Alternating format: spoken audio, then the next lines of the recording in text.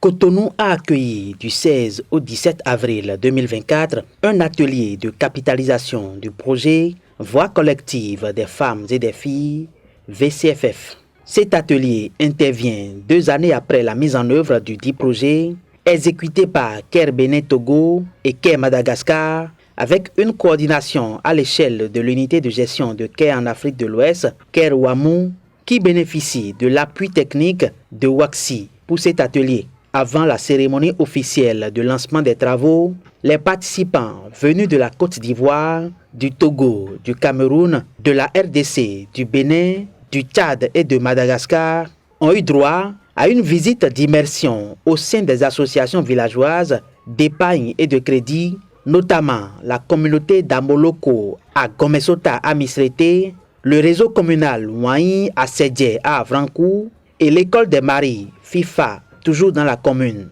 d'Avrankou. Vous n'allez pas trouver 3 cas de VBG venant du Torégi. L'école des maris modèle qui a été mise en place a un impact positif. Il y a 4 ans, ce que nous gérons, ce n'est pas une petite affaire. Moi, dans ma famille maintenant, il y a un grand changement. Personnellement, j'ai accepté d'être mari modèle, être exemplaire des maris modèles et que les gens me copient. Et à chaque fois, quand nous irons dans les dialogues communautaires, je vais discuter, les gens vont me copier et ils vont m'écouter. Je prends l'engagement de continuer à être mari modèle.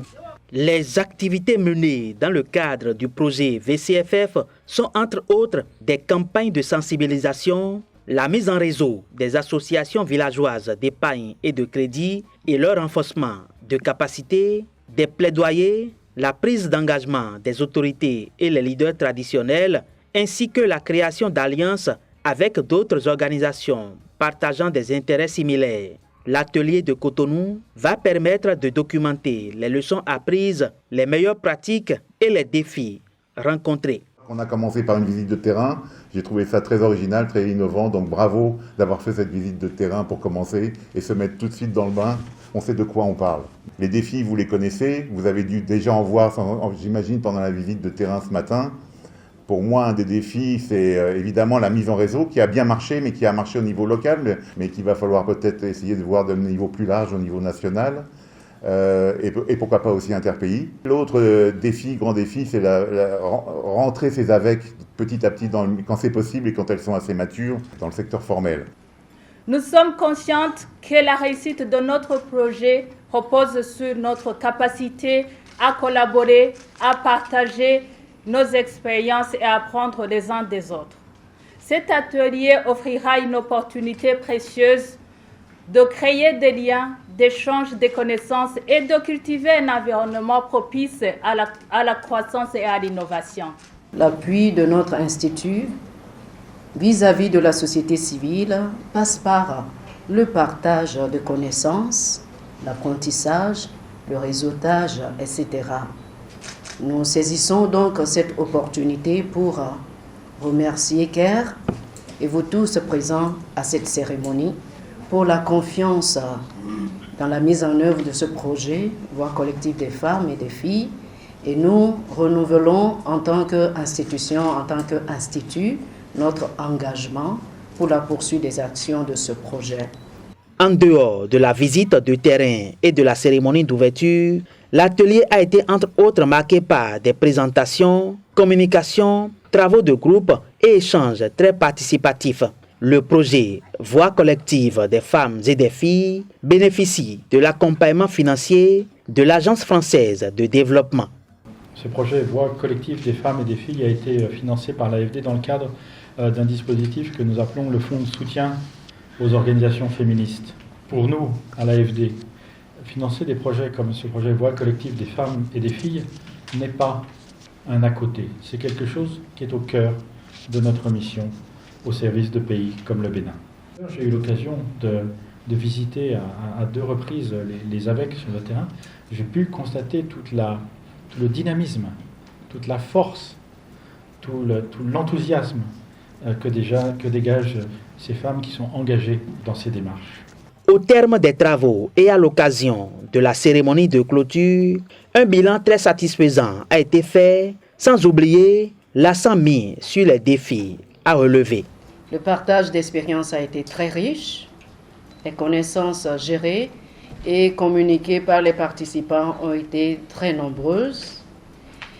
Et aussi, WACSI encourage-t-il tous les acteurs impliqués dans la mise en œuvre de ce projet VCFF à s'approprier les différentes recommandations et surtout les stratégies que nous avons proposées pour orienter nos actions futures. Nous avons eu l'occasion unique de partager nos leçons apprises, nos meilleures pratiques et nos défis rencontrés dans la mise en œuvre du projet Voix collective des femmes et des filles, ainsi que d'autres projets similaires.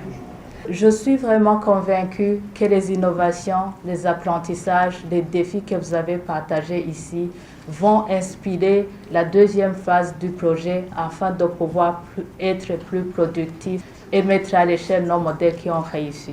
Les participants partent également de Cotonou avec plusieurs éléments de satisfaction. Cet atelier vraiment avait sa raison d'être parce que nous avons beaucoup appris des uns des autres.